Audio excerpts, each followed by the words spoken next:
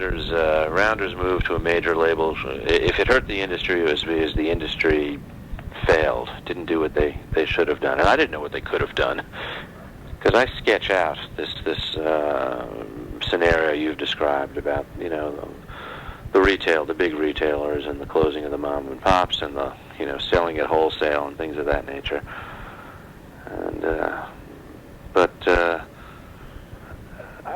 maybe something could have been done. I mean, I'm not saying that somebody couldn't have put together a plan, but as you pointed out, it takes that one person. It's a person. It's a person. I mean, it's always a person, no matter what you do. I think IBMA started because of a handful of people. The Folk Alliance started because of two crotchety old people. Well, look at Sing Out. I mean, Sing Out was just kind of floundering there for a while. Absolutely. And was it Mark? It was Mark who did it, yeah, and he's given the lion's share of the credit for it in the early 80s. I mean, he was that guy. He was very enthusiastic. He was 20 years younger, and he threw himself into rejuvenating Sing Out and made himself what looks like editor for life. Well, and he did a hell of a job. I mean, yeah, it's a big, glossy, thick advertisement-full magazine. And again, I think part of that, I mean, if you look at a lot of the ads in these magazines, particularly folk magazines, they are for instruments and they are for strings. Yeah. There are, they are read by people who want to, be that. That, I think, is a very cool observation, by the way, and one I may work into my conclusion if I could. I just...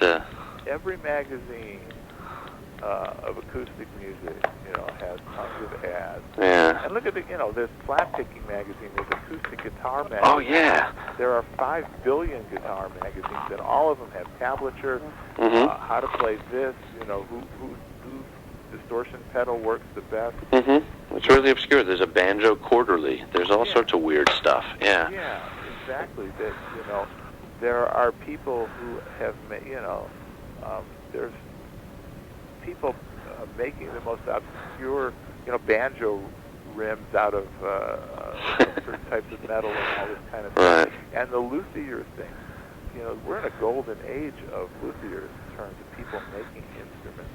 Yeah. And people making their own instruments, and everybody making mandolins and guitars and banjos and whatever. It's an amazing period. There are enough people playing and buying instruments that these guys can make these instruments and sell them for $10,000 and have buyers. Right. Or China, where they're cranking out these Martin Dreadnought copies or these Gibson mandolin copies, and being able to sell them for $500, and they're decent-sounding instruments. Right. It's amazing what's going on in the music world of people just playing music by themselves. So, to me, that's kind of one of the exciting things.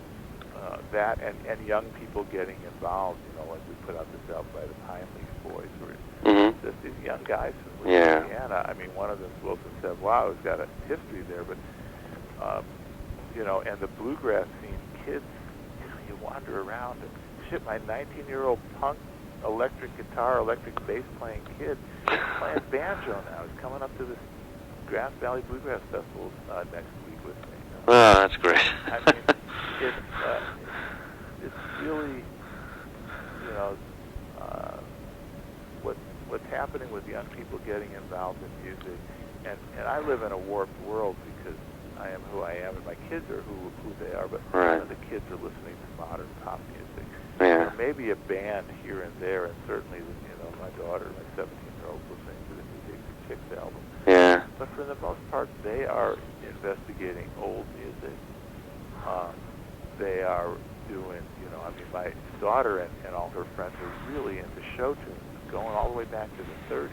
That's fascinating. That's interesting. The music industry, the pop music industry has lost, I think, America. And they don't really know what they're doing. And since the kids have 100 years or 80 years of recorded music to listen to, they're discovering what they want, what excites them. Right. So, anyway. Okay. if you got any follow-up. No, it's good. You know what I don't really think I know what I'm talking about. No, you did real well. I as I said, it was a reality check on some things, but I really like this stuff about your observations about the music instrument ads and stuff like that. Anyway, what I've got to do, and we can take this any way you want to play it, is I've been getting lawyered to death at the press. It was a lot easier when I was just writing on my own, but I've had to go back to close to 65 interviewees and get written permission to use their interviews, many of whom were quoted in my manuscript. Everybody gave me permission. They did it on audio tape. They said, yes, I know I am being taped for your book. That is okay with me. But the press doesn't care, because nobody's going to sit down and listen to my audio tapes. They want a piece of paper. It was a major concession when they agreed to let me do it via email. At one point, they wanted me to mail hard paper to all these people, and some of whom are traveling musicians themselves, and get them to sign it and return it to me. But it's working out. I need to send you an email confirming that we did this interview today, and I'm going to need you to write back to me. And again, we could play this any way you want. We can defer it, but I'd need you to write back to me and say, I give you permission to use my interview in your book. Is that something that you're okay with, or?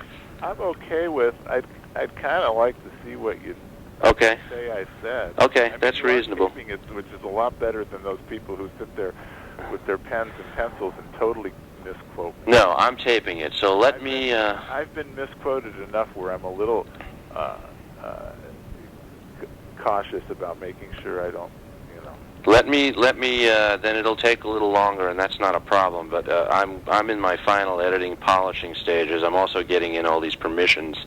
Spell my name right. Diamant. Correct. Okay. How long have you been working with Arhoolie? I have been with Arhoolie since when? You mean 11 years. 11 years. Okay, I thought it was. That's what I'm going to say. Where were you before that? I was co-owner of Kaleidoscope Records. Okay, and that was around for how long? Or were you there? From 1976. Okay. Until we sold it, which was in the early 90s. And who'd you sell it to? We sold it to Rhino Records. Okay. All right. Kaleidoscope Records released the David Grisman Quintet and Kate Wolf. Kate Wolf, and, sure. Bob Wills and the Texas Playboys and the Bobs and many other. Okay. All right. Well, what I'm doing is I'm finishing my book. I'm very close to finishing my book. I have Who's publishing it? The University of Illinois Press, and it's being put in a series called Music in American Life. So I'll be right in there with Neil Rosenberg's bluegrass history and Nolan Porterfield's bio of John Lomax. It's got a lot of cool stuff in it, going back 35 years. So it's really where I wanted to be placed. The book doesn't have a name yet. We're debating a bunch of things, so, and I'm trying to deal with. It's very interesting since I got a publisher, because for one thing, a lot of people who, in the eyes of a lot of people who wander around Folk Alliance, for one thing, it was like I'd evolved into a different species, because I was writing this book and doing a lot of the research at Folk Alliance for years, and a lot of people said, yeah, he's writing a book. Bullshit, nonsense, whatever. He's also doing a screenplay and trying out on Broadway. Then I got a book contract just before the last conference. And I had people coming up to me wanting to know, basically wanting to be in the book. They didn't even know what the book was about. Oh, cool. But, yeah, the fame part I don't need, but... well, I wouldn't call it fame exactly, but it's in this tiny universe. Some things get known. But it's been fun, but at the same time, I got, people telling, I had to negotiate word count with the press, and I have to cut a little bit. I submitted 107,000 words, and they want no more than 100. And that's my contract, no more than 100. But they also want me to add some things, so my net reduction has to be more than 7,000 words. It's going to be more like 10. Well, I usually charge by the word, but if you want to do a bulk thing... Yeah, get lost. Anyway, okay, I will, as I finish, anything I include from this will be incorporated into some part wherever, and I can send you a little chunk, and we can talk about it. That would be cool. Okay. And and whatever paperwork I need to sign, no problem. Okay, it'll just be an email if you go along with it. That's what I got it reduced to that. All right, thank you very much, Tom. All right. All right, bye-bye. Take care. Bye.